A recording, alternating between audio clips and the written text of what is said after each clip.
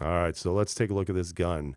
This gun, the PX4 Storm, I just had a great experience with today at the range. There were definitely some things about this gun that were sort of interesting when I first started out. I'm going to be completely honest with you, hopefully try to be as transparent as possible with this, but I got a little concerned. The first 50 rounds I had with this handgun were just atrocious. They were terrible. So I was a little concerned that it was going to be a really poor day to shoot. However, because it was the only gun I brought with me, I said, I'm going to have to bear through this and shoot 300 rounds and see how much better I can get. Now, there are some things about this gun that I definitely think need some improving. I'm going to tell you right off the bat, overall, that I think this is a fine addition to anybody's collection if you're looking for a polymer type, hammer, double single action type of firearm. Now, I know there's a huge push for CZ. Everybody loves CZ. You know, your mom loves CZ, your dad loves CZ, your aunt, your uncles, your grandkids, everybody loves CZs. And they're great guns, no doubt. But I think in regards to making it even more competitive, especially in that realm of the double single action polymer guns, the PX4 Storm is fantastic in regards to that. Now, let's talk about some things. I'm going to break this down, hopefully step by step, of what my experiences were shooting. Obviously, I'll show some footage in it as well.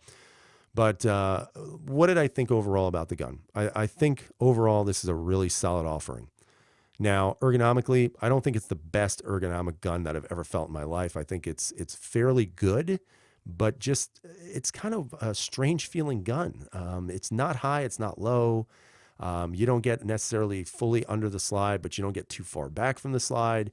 The trigger guard, while it is rounded, it is really more straight than round. And I guess the best way to kind of describe that is, even though they give it more of a curvature here, it still feels fairly straight. So it's not like it kind of goes in, so you get a little bit more undercut under the trigger. It's really just kind of an interesting feeling gun, because even though everything is very rounded, it still doesn't necessarily feel that way. You know, for example, with a Steyr, the Steyr undercut comes more in like this, whereas this is a little bit straighter with just a slight little curve there and also there.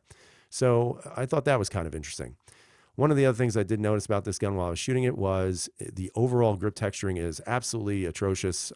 Shame on you, Beretta, for making one of the smoothest textures I've ever seen on any handgun known to mankind.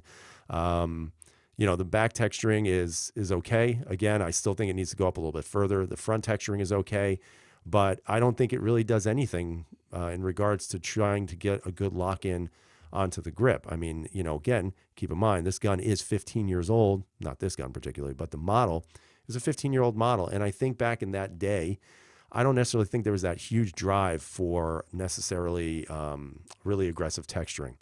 So that's kind of why I think this really is done this way, although they really should do something with that. Because when I was shooting it, I was noticing that while the gun wasn't like flopping out of my hand, I did notice having to consistently reattach my support hand there, because I just couldn't get a good lock in, and that's one of the things I noticed. Now, it could be the size of my hands. It could be, just what I've said in regards to this, lack of anything there. But again, that's an easy fix. Go get some grip tape and you're good to go. And I plan on doing that, because I think once you get a better lock in, it's going to be a little bit more, easy out of the box to shoot this handgun. One of the other things I did notice that I wasn't too fancy on was, normally when you get some of the newer handguns, you get a lot of, I guess you want to say, memory locations. And what I mean by that is, let's say, for example, on the P10C, you guys know that the texturing on here is fairly aggressive, but you'll notice that, very standard CZ like a P07, P09, and now the P10, they give you a little bit of texturing here. So when you go to lock in your hand and your support hand, you get that kind of that nice friction zone right there with your thumb. So it does, in my opinion, it does help a little bit. Now with the PX4 Storm, you don't really get that. It's kind of interesting, because what you get is this almost like a teardrop shape here with your takedown lever. I was finding that when I was initially shooting, I was riding a little too high. So a lot of times when I was moving that support hand up, I'd be getting a little bit friction from the slide on my thumb. If I readjusted, I'd found I'd go a little bit too low. But then as I got a little bit more comfortable with the gun, I actually put my thumb in that recess there where that teardrop was. And that's when I noticed it started to kind of it started to work for me, so to speak. So I think there are just like some minor things about the gun that necessarily for me weren't necessarily the best things, but honestly, guys, I don't think they're absolutely, a reason why to discount this handgun, because I think the handgun in general is still very good. I think it's shot extremely well. The first 50 rounds were not very good, and I'm going to show that to you. But at the same time, I think as the gun just really becomes so easy to shoot, so easy to handle, that you're beginning to see your groups just shrink. And I really like that. The rotating barrel, I think, is a huge plus. In regards to recoil, I didn't really feel any difference in recoil. I know some people were saying you're going to feel a very odd impulse. I didn't really notice that so much. What I did notice was that it didn't really feel like there was much impulse at all. As a matter of fact, with the action of the slide, because there's no tilting barrel, the slide just felt like it was just coming very smooth back and back into battery. No real, major recoil issues, and it felt really good. Double action wise was pretty solid. I did shoot a little bit from the double action. I definitely need some work on that. But the single action, again, is just really good on this handgun. Again, I put a D-spring in here from a Beretta Cougar, and I think it made a huge difference on the performance of the handgun. The single action is just so nice. You bring that trigger back, you shoot your double action, you go back into single action, and right there's a reset. And every single time, even though there is a little take up after that reset, the break on that reset is so nice. So ultimately, I really do think this is an interesting gun for a lot of different reasons. Now, overall, like I said before, to me, if you're in the market for a polymer hammer-fired handgun, this one, honestly, guys, you should check it out. Now, I know right now it's not going to be everybody's favorite because of the way it looks. But if you can get past the looks, I'm telling you, this is actually a very good competitor with some of its contemporaries right now in the market. Do I think it's better than a P07? Well, if I want you guys to scream bloody murder, I'm going to say yes. I actually enjoyed shooting this better than a P07. But again, that's my own personal opinion. That's my own personal preference. Would I ever replace my P01s with this? No, that's never going to happen. But at the same time, I still think this is a very solid offer from Beretta, albeit the fact that it is a little overpriced, and there are some small little things here and there that I could definitely see some improvements on. Other than that, the controls were very easy. I didn't have any problems with my thumb riding that slide. The slide lock, it locked back every single time on empty. The controls are very easy to manipulate with the thumb. Even if you wanted to kind of, put a round in battery with your support hand as you go across, you could always just hit that, decocker there, and it goes back into, double action.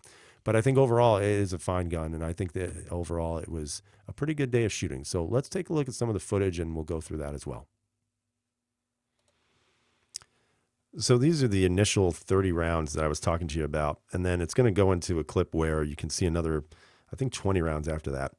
But overall, this is where my pucker factor started, because, when you go to the range, you want to have a successful day. I'll be honest with you guys, after shooting this gun and putting 30 rounds through it, the first thing I noticed immediately off the bat was the gun was shooting low. And you'll notice when I pull this target back, just how horribly these groups look. It looks like somebody shot it with birdshot. But again, listen, that's how it is sometimes. Now, again, as I pushed the target further out, and I think this is where my problem became apparent. Normally when I start off shooting, and again, these are the first rounds I put through the gun, I usually will start much closer, then work my way out, just so I can get a more confident feel for the handgun, first of all. Secondly, just to know where it's actually shooting, my point of aim, point of impact, that type of stuff. So I didn't do that initially, and I think that might have been partially my fault. Actually, I'm going to say it was 100% my fault, because it's definitely not the handgun. Now, with the additional rounds that I put down at this point, what I did notice was that where everything seemed to be drifting low, I started to get a little bit better handle on where I was actually aiming for and what it was actually hitting. So I noticed that, honestly, for me, what was working was I actually had to really hold almost at a little bit more of a 6 o'clock hold. And that's where it seemed to work a little bit more, centering the targets, so on and so forth. So as the target comes back, you're going to see that even though things are not extremely tight in the group, again, it's getting a little bit better. And over time, things started to kind of actually do much better.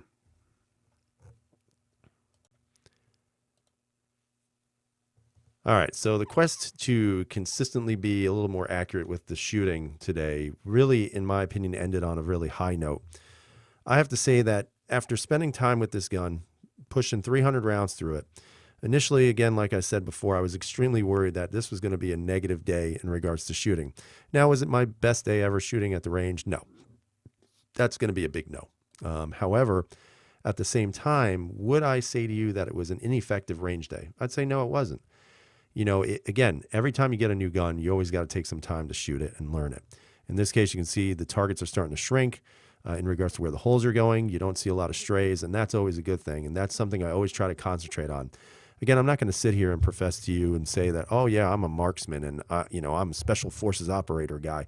That's not what I'm shooting for. What I'm shooting for is to try to get as much center mass as humanly possible on a target anywhere from 7 to 10 yards out. I try to make my trigger go as fast as I'm comfortable with handling the handgun, try to get some double taps in there as well. And again, even when this target comes back, you can still see those groups are starting to get tighter and tighter, more shots to the red zone, which is something, again, I really would like to work on more with this handgun. Ultimately, my thoughts about this gun in regards to the recoil, in regards to just being able to get shots on target, even though it took me a little bit longer than I would like to have said with the first 50 rounds, after those initial 50 rounds, after really getting more comfortable with holding this gun, I was noticing a pattern. And that pattern was that the recoil, which was very minimal, allowed me to stay on shots a little bit more accurately, especially when I was getting more used to the way this gun was actually pointing and aiming. As this target comes back, you're going to see a big giant hole kind of in the middle. And again, you see some nice little groupings together, and they're tight and they're center. And that's really where I prefer to be when I'm shooting my handguns. Is that going to make me an Olympic athlete? Nope. Is that going to make me the best all-time shooter ever? Nope. It is what I prefer. It's what I want to try to work on as I get better and better with a particular handgun. And in this case, that's really no difference here. I'd like to be able to lie to you and say that every time I go to the range, it's going to be a great day, very productive, and I'm going to hit nothing but bullseyes all day long. And that may be the case on some cases or on some days, and other days that's not the case. But this is the reality of shooting. If anybody tells you that out of the box or out at the range with a brand new handgun, they are balls on targets, good for them. I'm glad they're a better shooter than I am. But for me, like anything else, it takes a little bit of work, takes a little bit of management. But once you get it and you get it zeroed in, you start to see things that look like this. All right, so we're back at the table, and we're going to summarize kind of everything for you and then move on. So for me, the PX4 Storm was a very nice surprise at the range. It is really, in my opinion, a very good handgun, a lot of solid offering in regards to this firearm. Obviously there are always going to be detractions, I guess that's a good word, to any gun. In my opinion, the prices of these are still running a little bit too high based on the, comparative market that's out there right now for these types of handguns. But double action, single action, very smooth, especially with the D-spring in here. It just really takes it to a different level.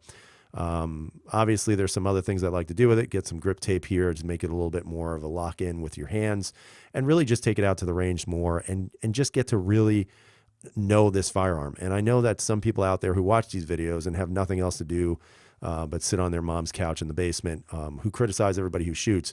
All I can say to you is that for me, how this normally works is very simple. I buy a gun, I go out and I shoot it. Sometimes they shoot really naturally. Sometimes it takes a little bit of effort. But for anybody who knows anything about handguns and anybody who knows, what it takes to really shoot these well, practice makes perfect. And as you get more time behind these handguns and you become more proficient, the fun is going to be there. And for me, I have to say, guys, this gun was a lot of fun today.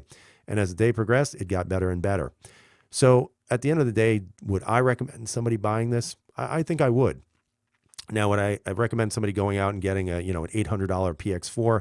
I don't think I would do that. I would certainly see if you can get something on sale, or let's say maybe a used one that's barely used and in very good condition, and see if you can get it at a rock bottom price. Again, I paid about $469 for this one, which I still think was a little bit high, but at the same time, it was definitely a gun that I had on the list, one that I definitely wanted to check out, and I'm really glad I did because I was very surprised by just how much enjoyment I got out of this one particular gun. Again, small improvements here and there, but otherwise, I think this is a worthy addition if you're looking for a polymer hammered fired gun, something in the realm of like a P07 or something like that. I think this is very comparable to that, and I honestly think the trigger feels a little bit better than that. But again, that's my own personal opinion. So love to hear what you guys have to say. Tell me what you think about that PX4. Tell me whatever else you want to tell me about it, how you shoot it, what your expectations were of it. you know, so on and so forth. If you haven't subscribed to the channel, please subscribe. If you, do subscribe, just hit that little bell so it tells you when I've uploaded a video. And again, I hope you guys have a great day. Stay safe. And as always, freedom is never free.